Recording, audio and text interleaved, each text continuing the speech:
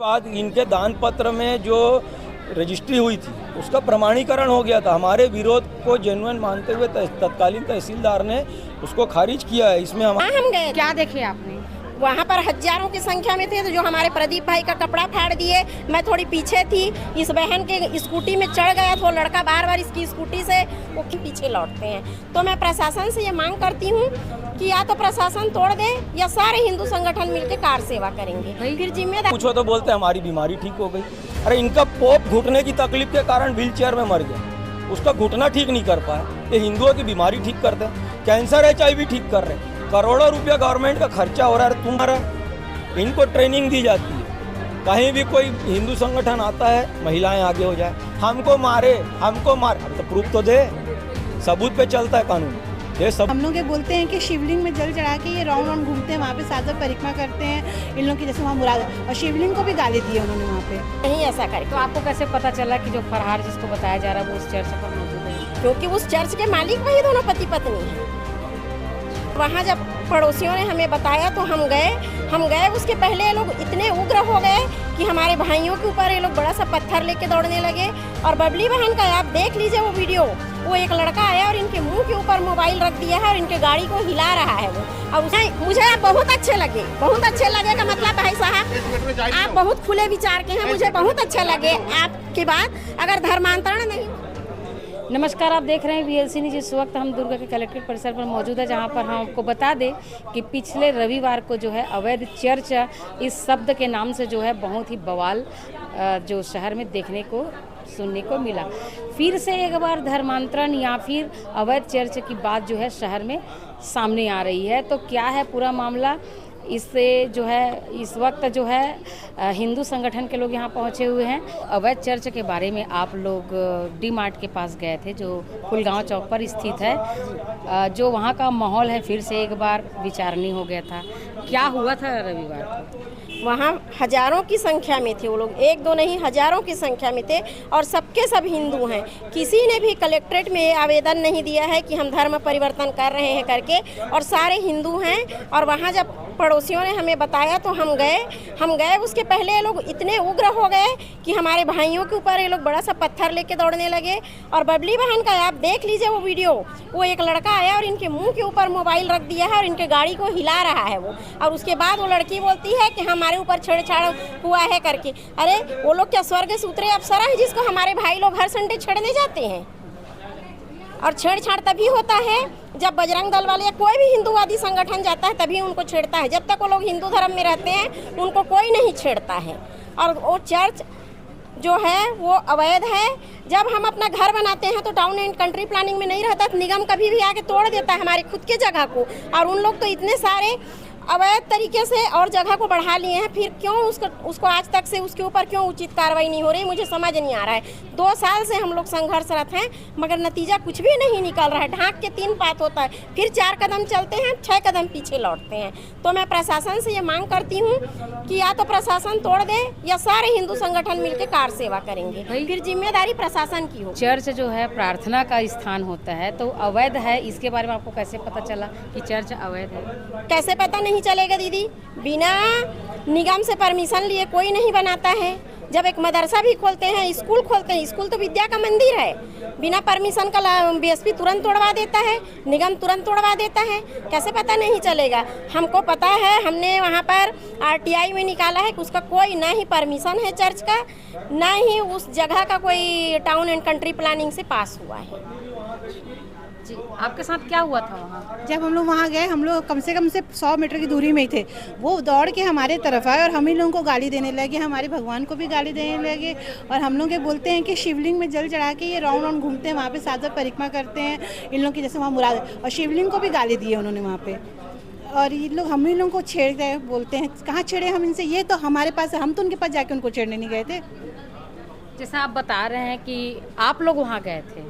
गए हम ही थे, पर हम तो दूर खड़े थे, पास तो नहीं गए थे ना, उस चर्च के पास नहीं गए थे। तो क्या देखने गए थे आप चर्च के पास? सिर्फ प्रार्थना हो रही कि चर्च में तो प्रार्थना ही होगा। जी, चर्च में तो प्रार्थना होगा। हम ये देखने गए थे कि पास्टर अमित कुमार अंदर है और राजस्थान सरकार में ये ढिंढोरा पीटा जा रहा है कि उनकी पत्नी फरार है।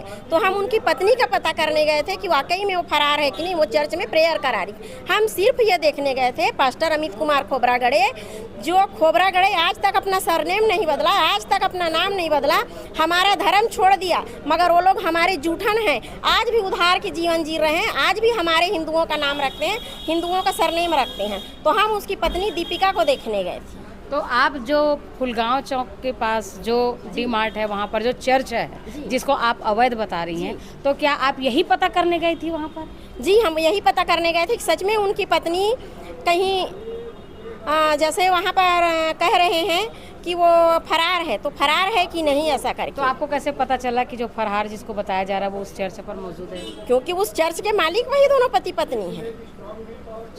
हम इसलिए गए थे कि वाकई में वो फरार है कि इस चर्च में है, तो चर्च में प्रेयर करवा रही थी। हम प्रेयर का विरोध करने नहीं गए थे, हम तो कहते हैं करो तुम प्रेयर, मगर तुम जाओ हमारा नाम बदलो, हमारा धर्म भी बदलो, कलेक्ट्रेट में आवेदन देके।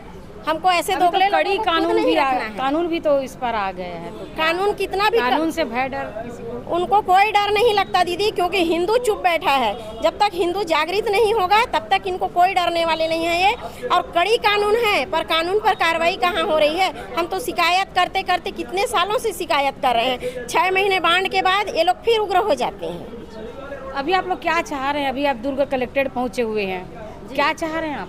हम चाह रहे हैं कि जैसे अगर कोई भी अवैध रहता है, अवैध का मतलब हम अपने पैसे से भी कोई जगह खरीदते हैं और टाउन एंड कंट्री प्लानिंग से नहीं परमिशन नहीं लेते हैं, डाइवर्सन नहीं होता है, तो उस जगह को अवैध करके सरकार तोड़ देती है। तो ये चर्च को क्यों नहीं तोड़ रही? और वो चर्च नहीं है, 1980 का एक कानून है वर्शिप एक्ट, उसमें चर्च को अगर कोई दान करता है तभी चर्च बनता है। मैंने अरुण पन्नालाल को सुना है, अरुण पन्नालाल ये बता रहे हैं, तो उस हिसाब से इनकी पत्नी ने ज्योति प्रॉफिट चर्च को दान किया था, जो हमारे कार्रवाई कराने से बार बार हम लोग कलेक्ट्रेट में आवेदन दिए, निगम में आवेदन दिए, तो वो जो उनका रजिस्ट्री शून्य हो गया, तो वो फिर से अमित कुमार के नाम पे आ गया है। तो अमित कुमार के नाम पर आ गया तो वो चर्च निरस्त होना चाहिए। वर्शिप एक्ट में उसका निरस्तीकरण अनिवार्य है, पर मुझे समझ में नहीं आता कि निगम क्यों हाथ पीछे खींच रहा है। अभी आप कलेक्ट्रेट पहुंचे हुए हैं, क्या बात हुई है, किनसे बात हुई है? हमने अपना पक्ष रखा है एसपी साहब के पास, एसपी साहब ने सुना बड़े धैर्य से,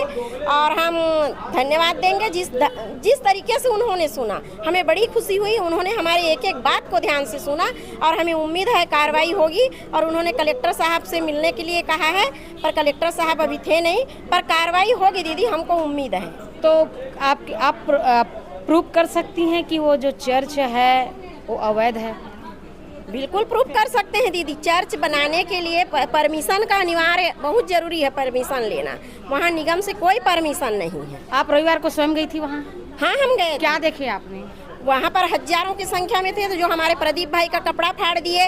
मैं थोड़ी पीछे थी, इस बहन के स्कूटी में चढ़ गया तो लड़का बार बार इसकी स्कूटी से वो खींच रहा था चाबी को, और महिलाएं इतनी गंदी गंदी गालियाँ बक रही थी। वो एक महिला बोलती है, तुम्हारे धर्म में तो दारू पी करके औरतों को मारते हैं। अरे दारू पीना तो ईसाई धर्म ही सिखाया, हमारे हिंदू धर्म में तो सोमरस होता था, शराब होता ही नहीं था। गाली दे रहे थे, तो तुम ही लोगों ने तो आकर के शिवलिंग को भी गाली दे रहे थे, बोलते शिवलिंग को जल चढ़ाते हैं, 7 फेरे लगाते हैं, इनकी मुरादें पूरी होती हैं। तो जो वो लोग ना हमारे धर्म को गाली दे रहे थे, तुम्हारे यहाँ पंडित ये करता है, तो मैं पूछती हूँ उसका बजिंदर प्रॉफिट क्या किया था? पूरे दुनिया के सामने नंगा हो गए हैं वो लोग। बजिंदर ने जो किया उसके लिए, उसके बाद भी लोग ऐसा सीना तान के हमको गाली देते हैं।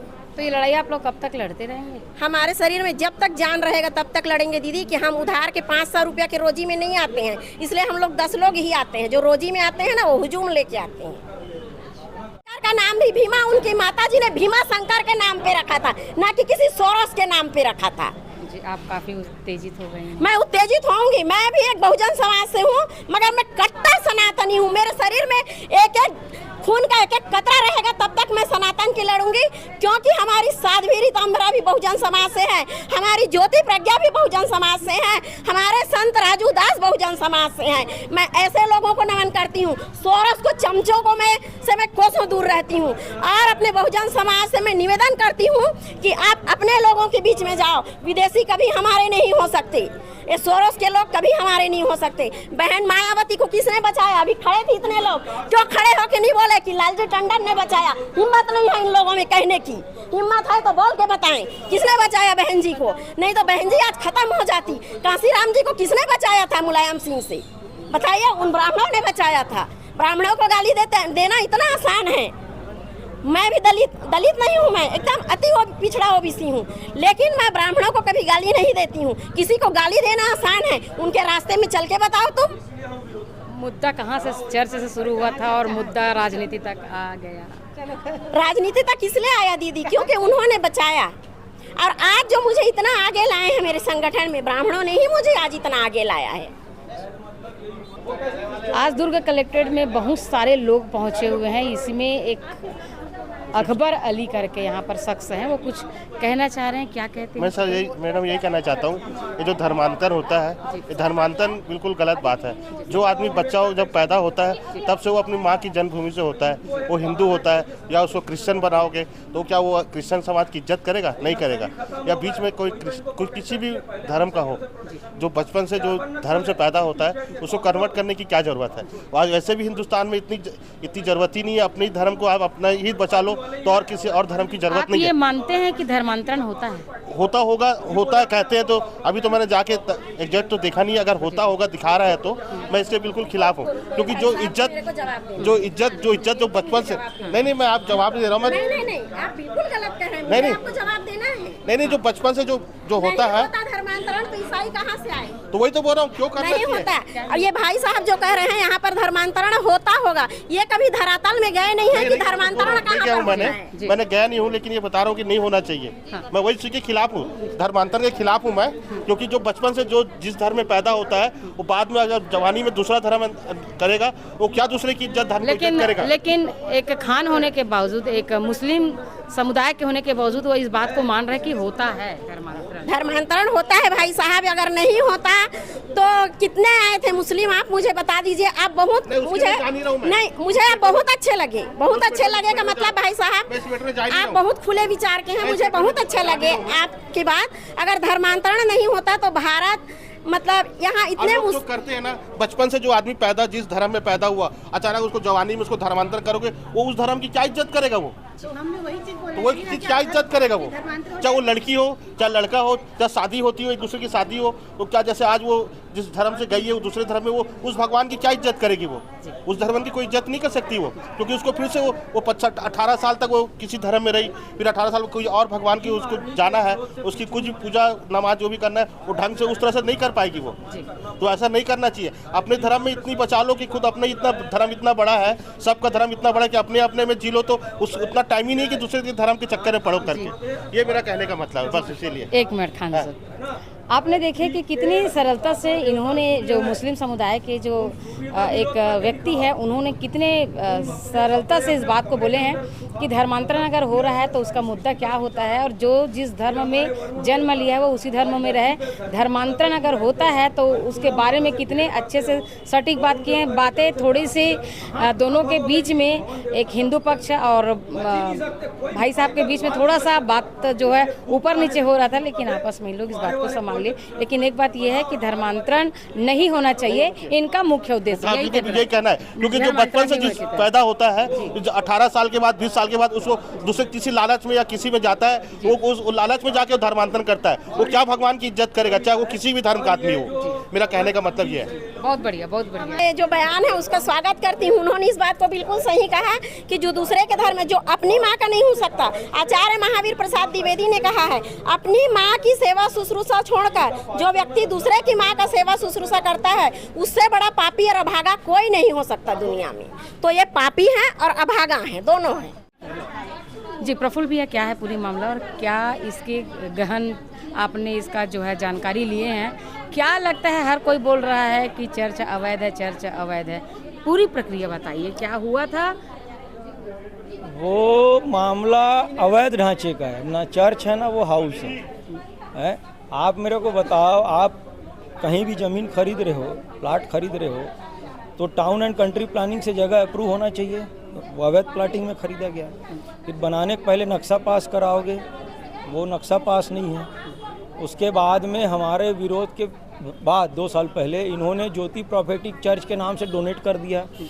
तो डोनेट करने वाली कौन? पुष्पिका अमित कुमार खोपरागढ़े, जिसको दी है उसमें 14 सदस्य है। उस समिति का अध्यक्ष अमित कुमार खोपरागढ़े, उसका पति स्वयं है। 14 सदस्य है, उसमें से 14 के 14 हिंदू है और आसपास के अन्य जिलों से भी लोग हैं। तो ये हिंदुओं के चर्च में इतना बड़ा इन्वेस्टमेंट क्या मामला है? अवैध फंडिंग का मामला है। उसके बाद इनके दान पत्र में जो रजिस्ट्री हुई थी उसका प्रमाणीकरण हो गया था। हमारे विरोध को जेन्युइन मानते हुए तत्कालीन तहसीलदार ने उसको खारिज किया है। इसमें हमारे पास उसका पूरा पेपर है। उसके बाद भी ये लोग वहाँ पे अभी अमित कुमार खोपरागढ़े 8 तारीख को जो है पकड़ा गया धर्मांतरण करवाते हुए उदयपुर राजस्थान में। ये देखो क्या लिखा है, आदेश दिनांक 3/7/2024 को निरस्त किया जाता है। मतलब क्या है? अरे भैया, किसी ने प्रॉपर्टी बेची, किसी ने खरीदी, तीसरा हस्तक्षेप कर ही नहीं सकता। लेकिन हमारे हस्तक्षेप को जायज़ माना क्योंकि जेन्युइन थी बात, धर्मांतरण होता है वहाँ। अब वहाँ पे जितने लोग आते हैं 800, 1000, 1200 लोग हफ्ते में, आप आधार कार्ड चेक करो ना, सब हिंदू हैं। और हिंदू हो के मिशनरी के चर्च में जा रहा है, जबकि मिशनरी का एक आदमी मंदिर में नहीं जाता, प्रसाद तक नहीं खाता। तो क्या बोलोगे? धर्मांतरित हो गए, यही बोलोगे ना। उनसे पूछो तो बोलते हैं हमारी बीमारी ठीक हो गई।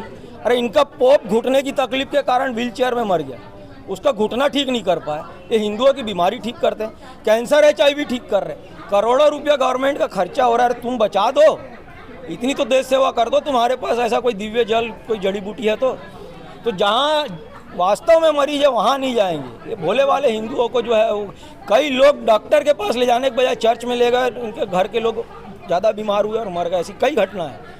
लेकिन ये काम प्रशासन का है, प्रशासन नहीं तोड़ेगी तो फिर हम लोग तोड़ेंगे इसको। अभी जो मुद्दा उछल रहा है उस पर जो कुछ मारपीट की भी बात आ रही थी सामने, छीना झपटी, कुछ इस टाइप में भी बातें हो रही थी। मेरे को ये बताओ, वीडियो है ना, कौन मारा है, किसको मारा? इनको ट्रेनिंग दी जाती है। कहीं भी कोई हिंदू संगठन आता है, महिलाएं आगे हो जाए, हमको मारे, हमको मारे। अबे तो प्रूफ तो दे, सबूत पे चलता है कानून, दे सबूत पे चलता है, प्रूफ तो दो। और ये भीम आर्मी का क्या काम है वहाँ पे? भीम आर्मी भीमराव बाबा साहब अम्बेडकर के नाम से बनी। बाबा साहब भीमराव अम्बेडकर जितने भी हमारे आज़ादी के नायक थे उनमें से एक है। सारे आज़ादी के नायकों का सम्मान है, भगत सिंह का भी सम्मान है, सरदार पटेल का भी सम्मान है, लक्ष्मीबाई का भी है, भीमराव अम्बेडकर का भी। इनकी प्राइवेट प्रॉपर्टी कैसे? उसके बाद हमने वहाँ संविधान का स नहीं बोला, ये हमारे मुंह में उंगली डाल के बुलवा रहे। संविधान को गाली कैसे दिए? संविधान मतलब हम एग्रेसिव हो के कुछ उल्टा बोले, इनका वीडियो चल रहा है, उसके बाद ये हमारे ऊपर चढ़ाई करें। तो हम इतने पागल नहीं हैं, लेकिन हाँ, तुमको छोड़ेंगे भी नहीं। तुम विदेशी फंडिंग में पलने वाले कीड़े हो, कीड़ों के लिए हमारे पास कीटनाशक है, हम ठीक कर देंगे। आप किसी को ऐसे कीड़े कैसे बोल सकते हैं? तो क्या बोले? इस अमित कुमार खोपरागढ़े के पास में एक नए पैसे का ना नौकरी है ना धंधा है। क्या करता है? कितना ITR पटाता है? दिखाए ना, मेरे से पूछो, मैं दिखाता हूँ। जब ये इनका इनकम का कोई सोर्स नहीं है तो इतना पैसे की ज़मीन कैसे खरीद रहे? जांच का विषय होना चाहिए कि नहीं? पैसा कहाँ से आ रहा है, ये जांच का विषय होना चाहिए। तो बड़ा विषय है, बहुत बड़ा विषय है। और ये विदेशी फंडिंग है। मिशनरियों ने ये जहाँ भी गए पैसे के बल पे ही इन्होंने अपना प्रचार प्रसार किया। और इनका कोई काम खुले में नहीं होता, बंद कमरे में सारी इनकी चर्चा लगती है। तो बंद कमरे में चोर बात करता है, सही रहता है ना, खुले में बात करता है। हमारी भागवत कथा खुले मैदान में होती है। तुम्हारी बात में सच्चाई है तो खुले में बात करो। तो आज आप लोग कलेक्टेड पहुंचे हुए हैं, तो क्या मेन मुद्दा यही है? क्या मेन मुद्दा रहा? मेन मुद्दा ये है कि उसके कागज़ का ये पूरा बंच हम दिए हैं, इसकी सत्यता की एक बार और जांच करो, और अवैध है तो तोड़ो, ताकि वहाँ पे ना रहे बांस, ना बजे बांसुरी। दूसरा, कुछ नाम दिए, इनके फंड की जांच करो। तीसरा, ये भीम आर्मी का संचालक कौन है? अनिल मेश्राम नाम का कोई व्यक्ति ऐसा सुनने में आया है। इनकी फंडिंग की जांच करो। भाई, भारत देश में रहते सब व्यक्ति स्वतंत्र है अपनी बातों को रखने के लिए। हो सकता है कि इनकी विचार आपके विचार के साथ नहीं मिल पा रहा होगा। नहीं, मिल ही नहीं सकता ना, तो इसलिए वो ऑब्जेक्शन करते होंगे। नहीं मिलने का कारण मैं बता रहा हूँ। हम लोग सनातनी लोग भारत प्रथम की बात करते हैं। और मेरे को आप ये बताओ, ये ईसाई पंथ भारत में जन्मा है क्या? ईसाईयत भारत में जन्मी है?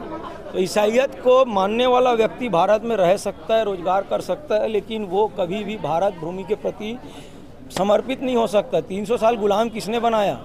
भगत सिंह, रानी लक्ष्मीबाई के हत्यारे कौन थे? यही तो थे ईसाई मिशनरी वाले। मैं तो उन हिंदुओं को दोगला बोलता हूँ जो बाप बदल के इनकी गोदी में जाके बैठते हैं। धिक्कार है ऐसे लोगों के ऊपर। पानी की व्यवस्था मैं करता हूँ, डूब के मर जाना चाहिए इन लोगों को। अभी आप लोग की जो लड़ाई है कब तक खत्म हो जाएगा? अरे चलती रहेगी। क्यों चलती रहेगी? जब तक है चल- जान तब तक है लड़ाई, जब तक है जान जब तक है जान तब तक लड़ेंगे। नहीं, उसके बाद नई पीढ़ी खड़ी करेंगे। क्या नए बात को है? लाएंगे। जब अनाचार का अंत हो और ये धर्मांतरण बंद हो।